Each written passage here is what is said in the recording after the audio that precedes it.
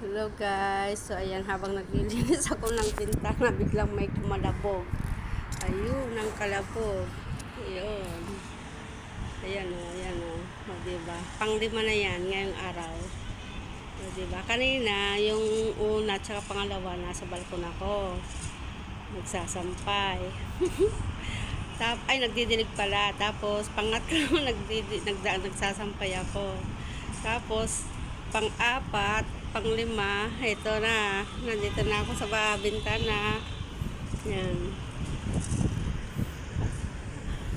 Nagulat pa ako, naglilinis ako. O, diba? Nagulat pa ako, naglilinis ako ng bintana. Wala na. Malayo naman to eh. Sinum ko lang ng todong-todo, sagad sum yan. Ayan.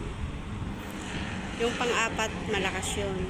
Mas mahina itong pang-lima. Ayan. Ayan. O, yun, meron pa ulit. O, ayun naman, o. Yun, kita nyo yun? O, diba?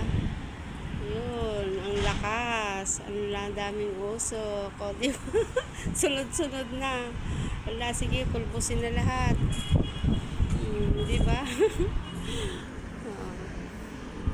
Malayo naman dito sa amin, kaya lang syempre empty ayan bakante, walang mataas na building dito sa may harapan ng bahay namin. Ayun ang highway, so yan, kitang kita. O diba, nasanay na ako dahil dati isang kalabog lang ninenervyos na ako. nasanay na kalabog. Sige pa, pulbusin na pala matapos na lahat. Ay no, magpapasko na.